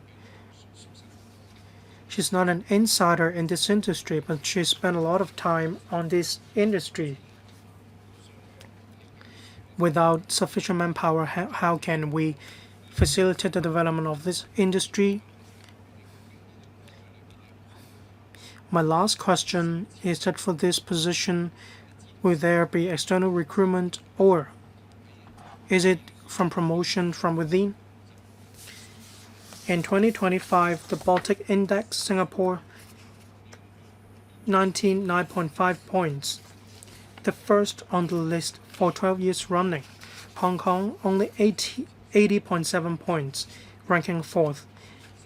The difference between Singapore and Hong Kong is 19 points, actually a great difference. Will we consider having recruitment from will we consider recruiting a talent from Singapore? I'd also like to talk about KPI. In 2025, cargo throughput 12.91 million TEU, a drop of 5.7%, a record low for 3 decades. We ranked first globally, but we are now ranking 7th globally. I understand there is keen competition. This is exactly why we need policies. For this new post, are there any KPIs?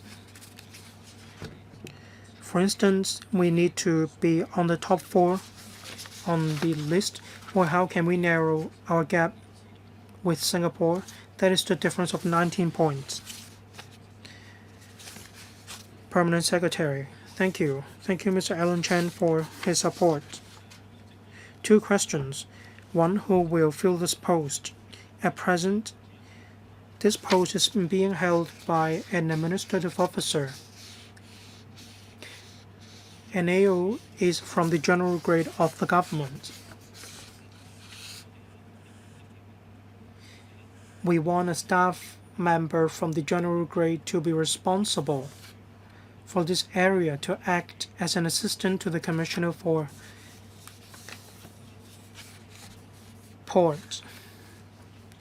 This work oftentimes cuts across different bureaus and departments, such as tax concessions, as I mentioned. These require collaborations with other departments and bureaus to take forward this measure. That's why it is appropriate for a staff member from the general grade to take up this post, and the arrangement will be made by the CSB. And I'd also like to say that within our teams, we have recruited talent with experience from outside the government. They have been recruited into our team, and they are working together with our colleagues in order to take forward the development of the industry. Next, regarding KPIs.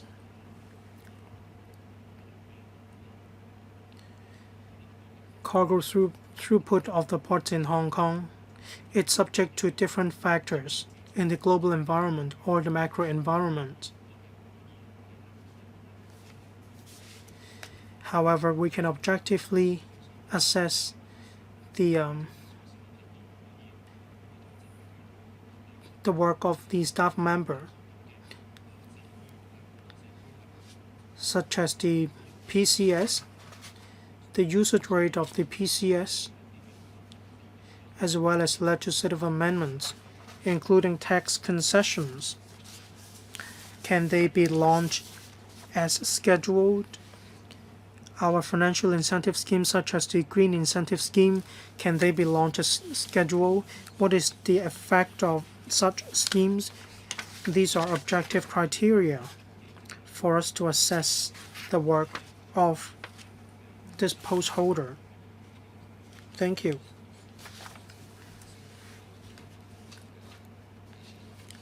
Chairman, just now the PS focused on input control. What about output control, such as how to narrow the gap between Hong Kong and Singapore? Thank you, Chairman. I believe Mr. Chen means how we can engage the work of our colleagues. Is actually the work of the overall team instead of a particular colleague. The work of our team has been effective, such as the Baltic Index. We are ranking among the top. Cargo throughput, overall strength, we rank among the top around the world.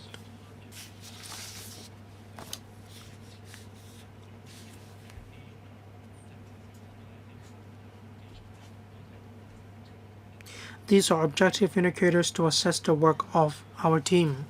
Next, Captain Lam. Thank you. First of all, I need to declare that I'm a committee member of the Hong Kong MPDB. I support this staffing proposal. As mentioned, the 15th five-year plan of our nation has given Hong Kong an important task, that is to consolidate Hong Kong's position as an international shipping center.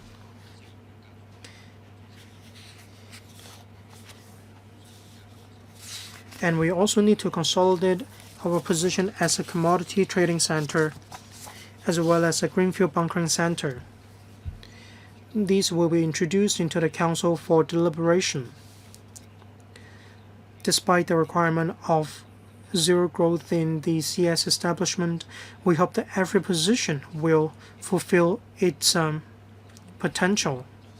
Principal Assistant Secretary 11 is responsible for taking forward the measures in this regard.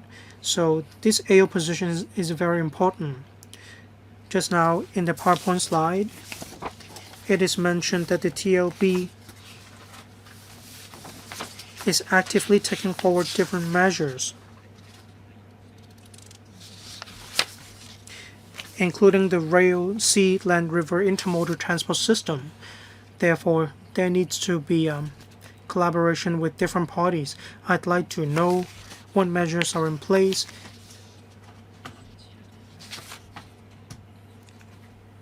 according to statistics in 2025. 42,000 vessels came to Hong Kong, down by 4%. From the perspective of TEU or cargo throughput, there is a drop of 4.1% comparing with 2024. Have you looked into the reasons behind this?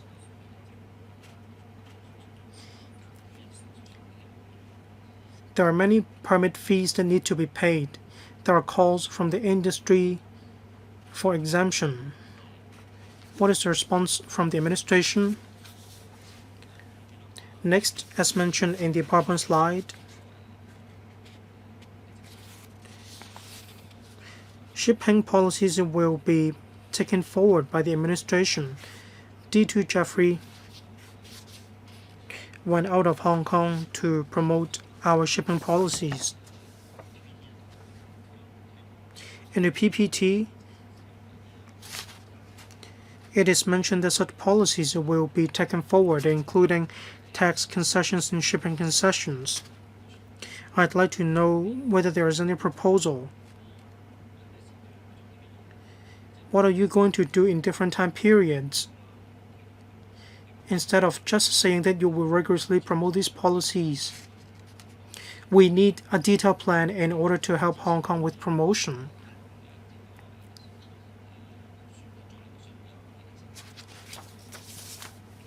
We have ship leasing concessions. However, a lot of ship owners or companies overseas are unaware of such policies. So even if we have a lot of policies, we still need to promote these policies to the world. Thank you. Who would answer? Commissioner? Thank you, Chairman. Thank you, Mr. Lam, for your support in promoting the intermodal system of rail, sea, land, river. We will try all means to bring cargo from the mainland and inland. Last year, through two rail sea links, we saw the impact of bringing goods, cargoes from Guangxi to Hong Kong, which registered a 20% increase annually. So we've seen the efforts by operators to increase the cargo flow.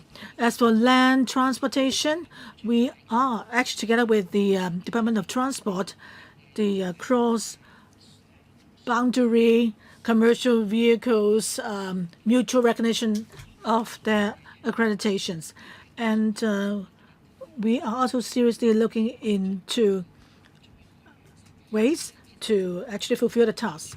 And for mainland cargoes, well, their volume have reduced, those cargoes coming into Hong Kong. So we will not just take pride in connecting with Chengdu. We will continue to go northbound and to try to bring in more cargoes from the mainland into Hong Kong. We've heard lots of views that they want. The mainland ports want to make use of the link with Hong Kong, but there are obstacles.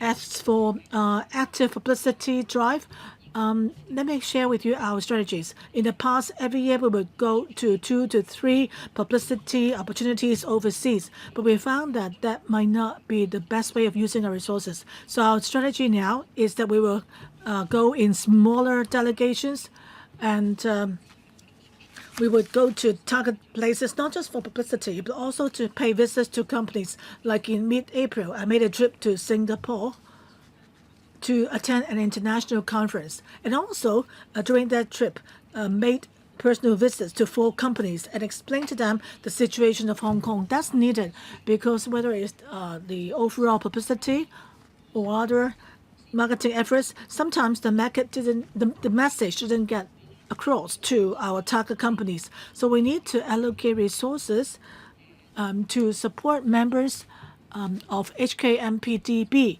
so they can engage in talks overseas or speaking engagements. We will pay for the flight tickets and accommodation to encourage them to tell more stories overseas about Hong Kong internationally.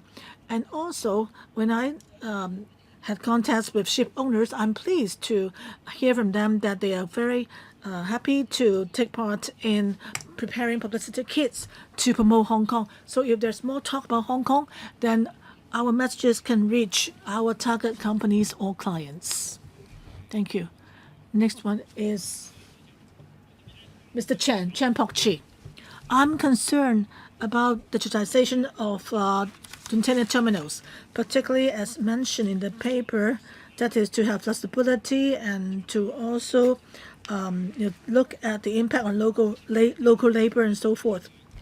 And in since August 2024, cargoes from Chongqing and Chengdu can go through the port in Yantian, Shenzhen, en route to Hong Kong. And because Hong Kong has fast customs clearance and high efficiency, so what more can you do to increase the efficiency more?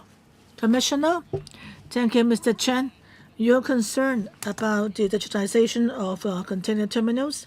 That's actually one of our key tasks ahead. On April 21st, one of the operators of the terminals have adopted the use of 6 driverless vehicles.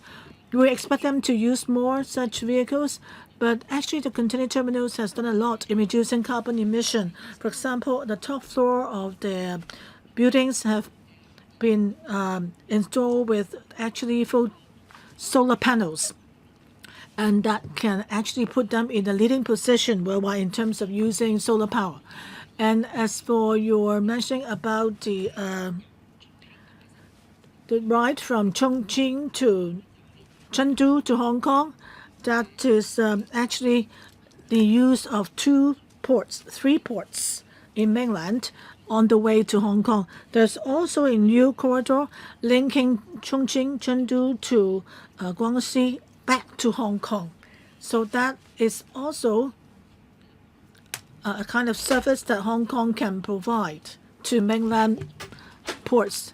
So now we have seen the rail and sea links, but there's also the land to river links that can be further developed. We'll try to provide services to northern China in due course. So whether it's mainland or overseas, there is this congestion in global ports. So as Mr. Jim mentioned, that he was in Geneva, where he met with staff at the headquarters of a leading shipping company, and he told them about the high efficiency at Hong Kong port, and also in light of the congestion in other ports, Hong Kong can fill the gap. Chairman, let me supplement that our proposed post here, the Principal Assistant Secretary post. One of his tasks is to support the work of the HKMPDB. The board's recent main task is to work on digitization and of the container terminals and ports to create smart operations, and we have begun some consultancy study to see how we can, together with the sector, increase the level and scale of automation. and the representatives of port operators also sit on the development board. Thank you. Because we're approaching 6:30, so now we need to extend the meeting by 15 minutes. So last two members to speak, Shiu Ka-fai first.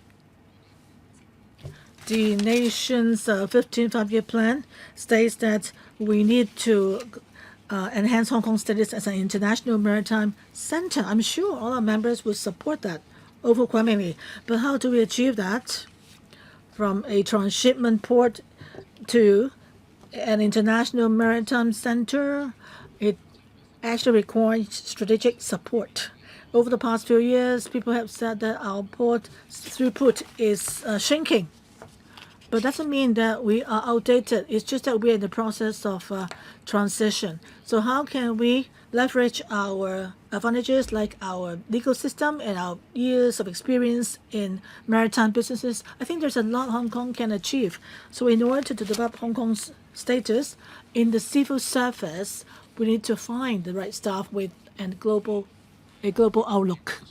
And to turn the relevant post into a permanent one, I agree with that, and we do need to provide all kinds of support for him, so to assist him to achieve the strategies. And there's also the mention in paragraph 17 of the task to actually make good use or further develop Hong Kong's port advantages. You know about in the Panama Canal, you know about the suppression over there, and there have been international condemnations of the suppression in Panama.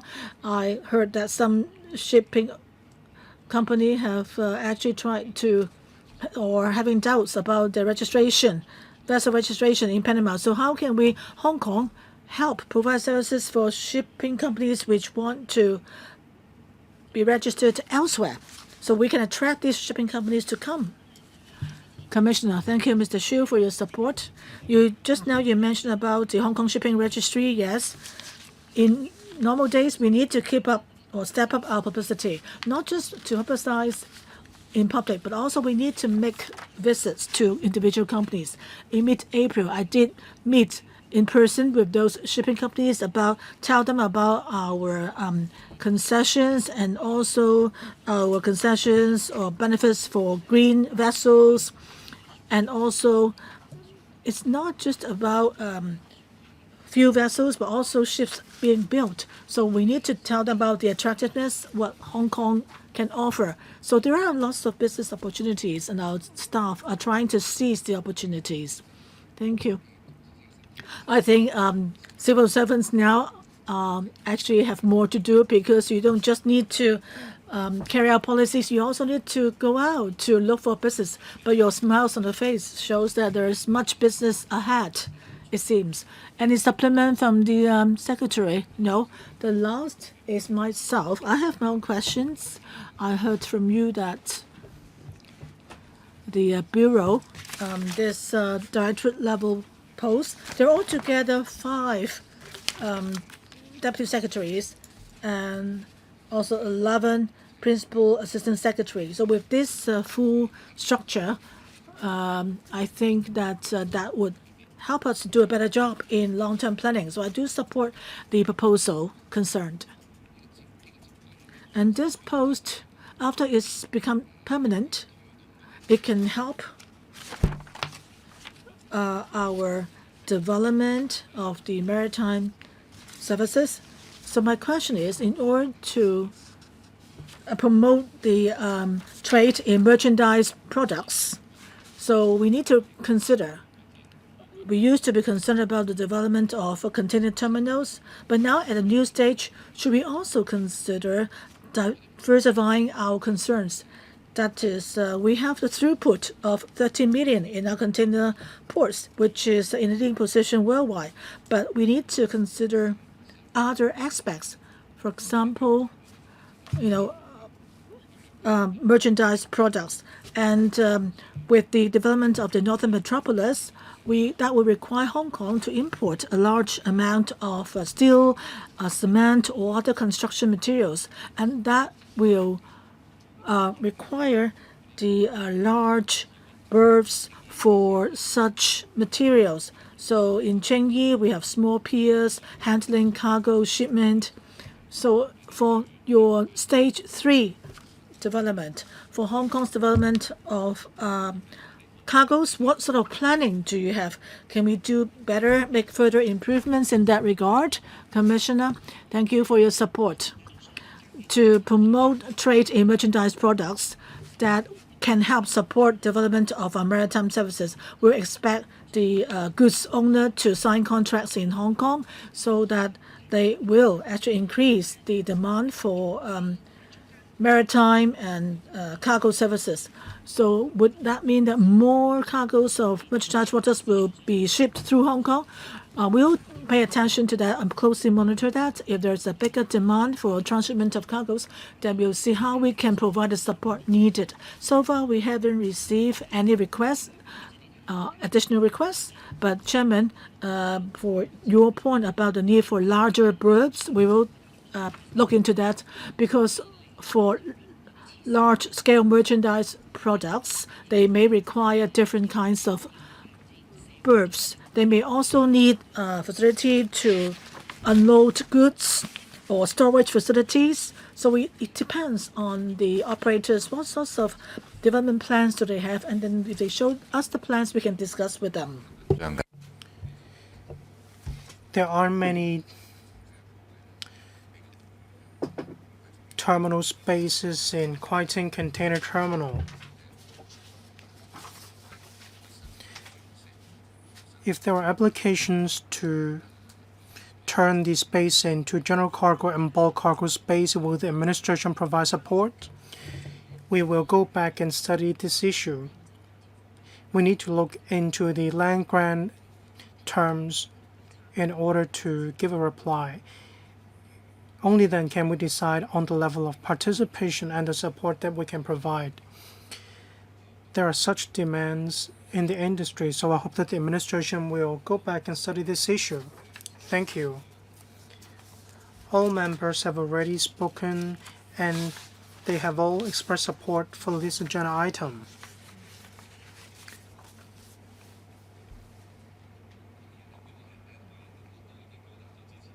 Members have already expressed support, so we no longer need to ask members whether they support or not. We will submit this staffing proposal to the ESC for deliberation and consideration. Any other business? No? Thank you. Meeting adjourned.